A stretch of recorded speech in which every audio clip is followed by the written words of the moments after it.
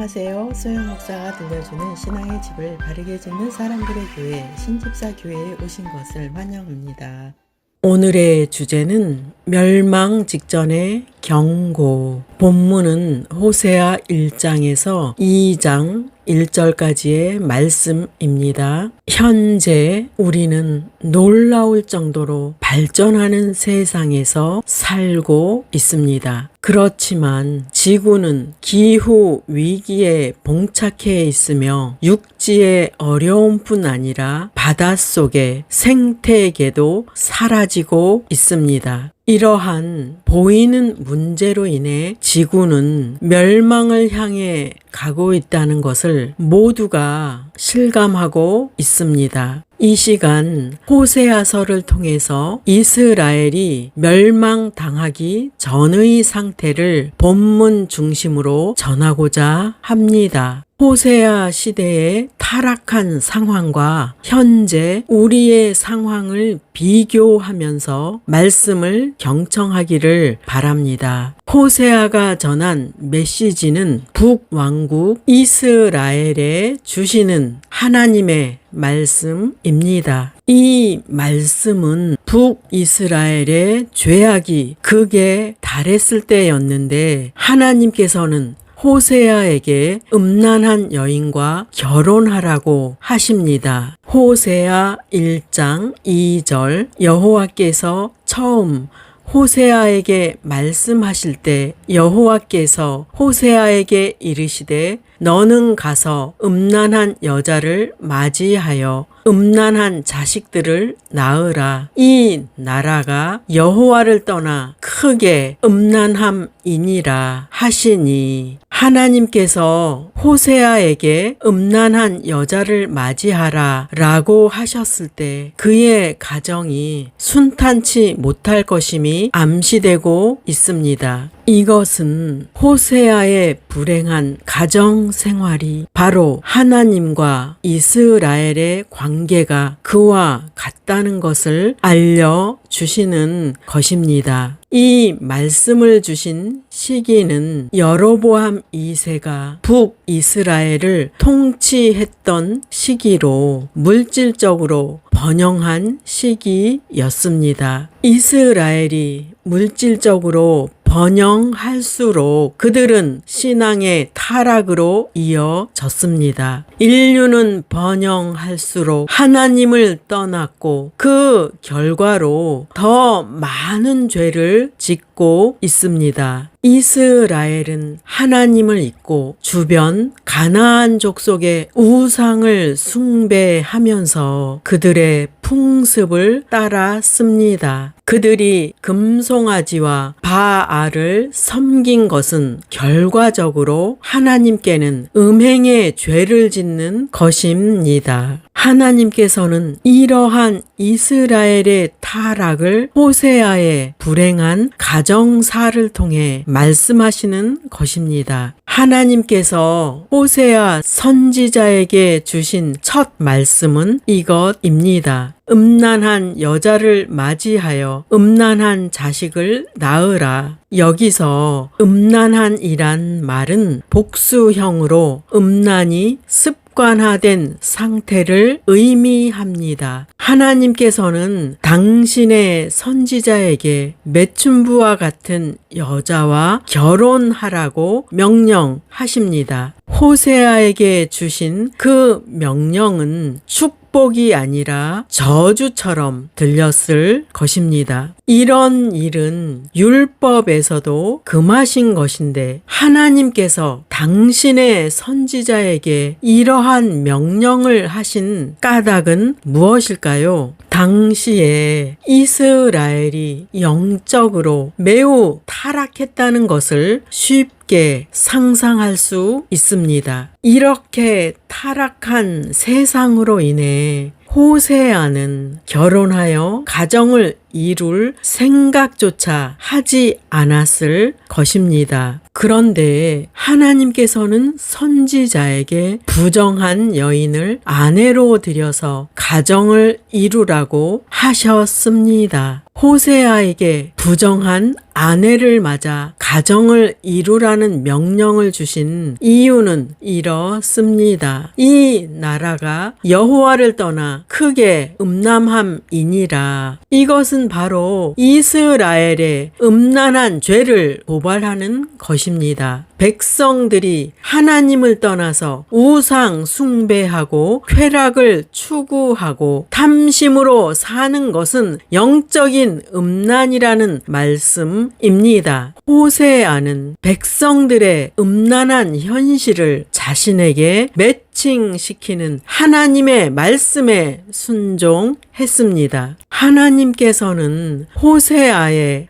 불행한 결혼 생활을 백성들에게 보여줌으로써 그들의 범죄를 깨닫기를 원하셨습니다. 호세아는 말씀에 순종합니다. 호세아 1장 3절. 그래서 호세아는 디블라임의 딸 고멜과 결혼했습니다. 고멜이 임신하여 호세아의 아들을 낳았습니다.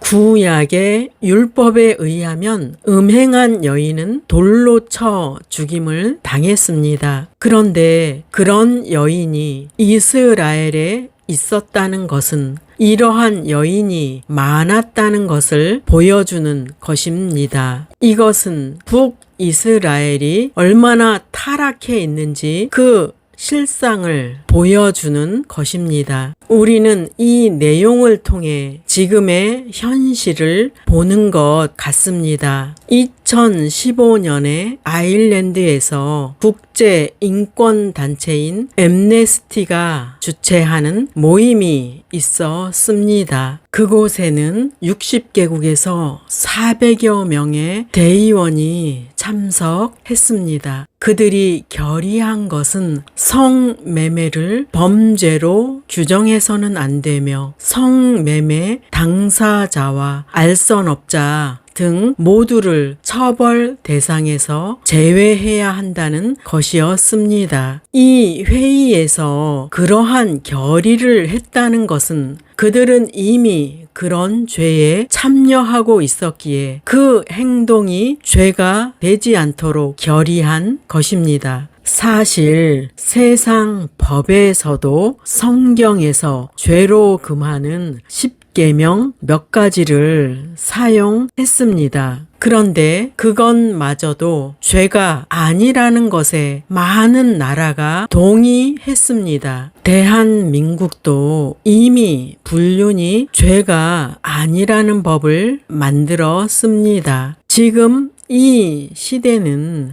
호세아 시대보다 더 많은 음행의 죄를 짓고 있는지도 모릅니다. 이런 면에서 고멜은 타락한 이스라엘의 실상이며 지금 우리의 타락한 실상입니다. 호세아는 고멜로부터 첫 아들을 얻었습니다. 호세아 1장 4에서 5절. 여호와께서 호세아에게 이르시되 그의 이름을 이스르엘이라 하라. 조금 후에 내가 이스르엘의 피를 예후의 집에 갚으며 이스라엘 족속의 나라를 패할 것임이니라. 그날에 내가 이스라엘 골짜기에서 이스라엘의 활을 꺾으리라 하시니라. 호세아의 첫째 아이의 이름은 이스르엘입니다. 이스르엘이란 이름은 하나님께서 뿌리신다 또는 흩으신다 라는 뜻입니다. 이스라엘의 불순종에 대한 하나님의 심판을 경고하시는 말씀입니다. 즉 이스라엘 백성을 온 세상에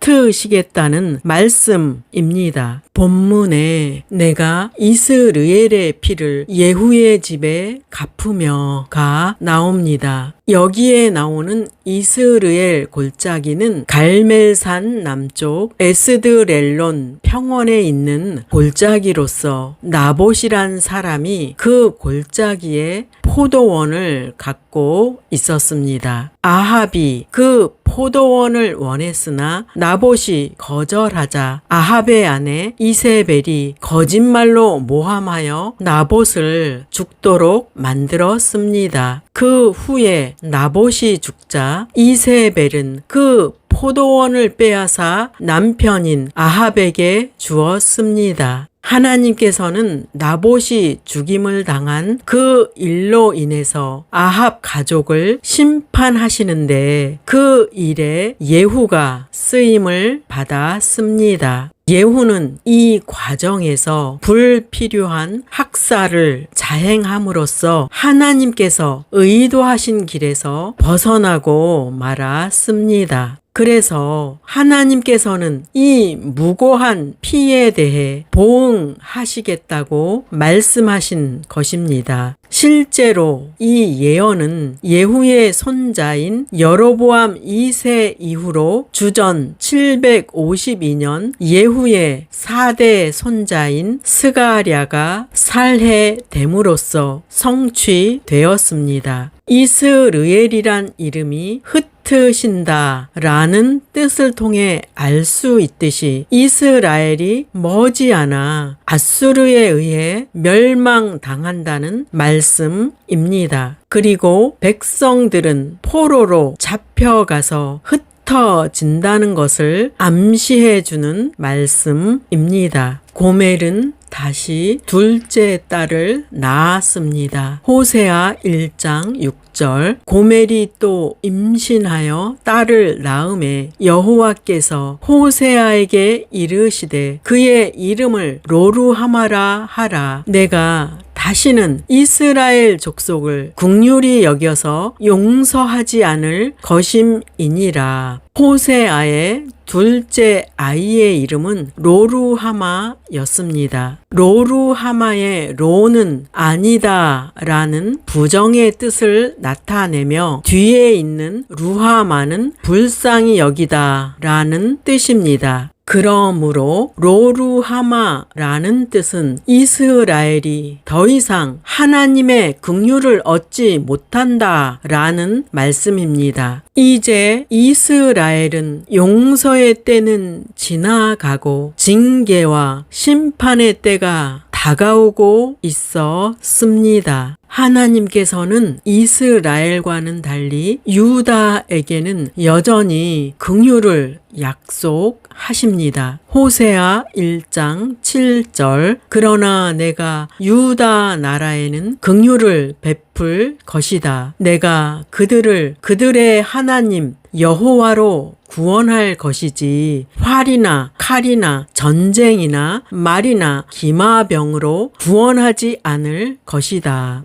하나님께서는 북왕국 이스라엘과는 다르게 남왕국 유다에 대해서는 여전히 긍휼을 베푸실 것을 약속하십니다. 유다가 긍휼을 얻는 근거는 군사적인 힘이 아니라 하나님이란 사실입니다. 그리고 북이스라엘이 멸망당한 것은 스스로의 힘을 의지한 데 있었다는 것을 암시해 주시는 말씀입니다. 실제로 유다는 아수르의 왕 사네립에 의해 예루살렘이 포위당했고 히스기야 왕은 은 300달란트와 금 30달란트를 사네립에게 주었습니다. 그리고 후에 랍사게가 대군을 거느리고 와서 여호와 하나님의 이름을 조롱하였고 히스기야를 협박함으로써 일촉즉발의 상황이었습니다.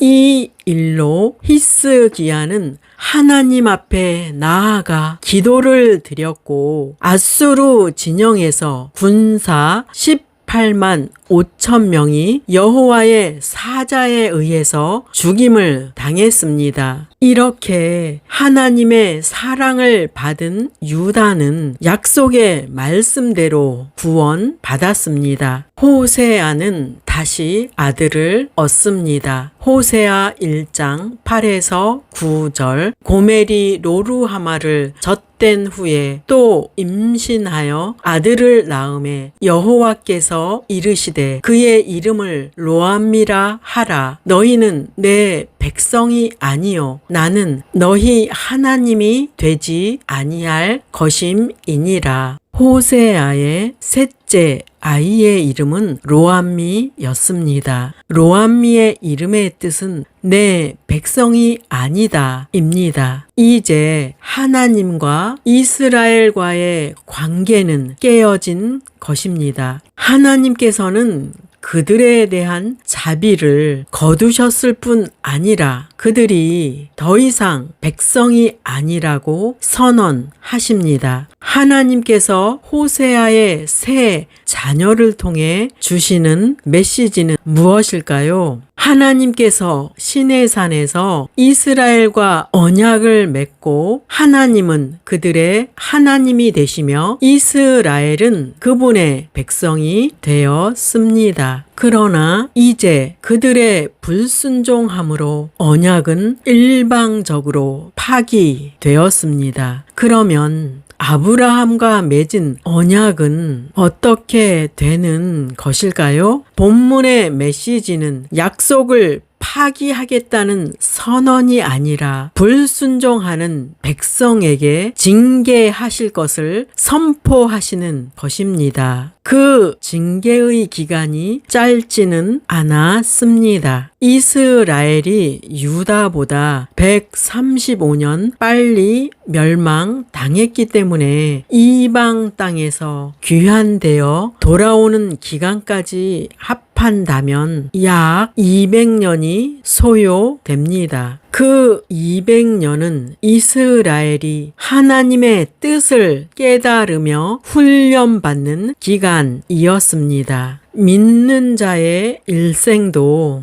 그렇습니다. 성도는 예수 그리스도를 영접하고 하나님의 훈련을 받고 변화되어 가는 것이 일생 동안 일어나기 때문입니다. 심판의 메시지가 소망의 메시지로 바뀝니다. 호세아 1장 10절. 그러나 이스라엘 자손의 수가 바닷가에 모래같이 되어서 헤아릴 수도 없고 셀 수도 없을 것이며 전에 그들에게 이르기를 너희는 내 백성이 아니라 한 그 곳에서 그들에게 이르기를 너희는 살아계신 하나님의 아들들이라 할 것이라. 백성들의 일방적 언약 파기에도 불구하고 하나님의 구원 계획은 취소되지 않았습니다. 1번 하나님께서는 백성의 수가 증가한다는 소망의 메시지를 주십니다. 여기서 언급된 이스라엘은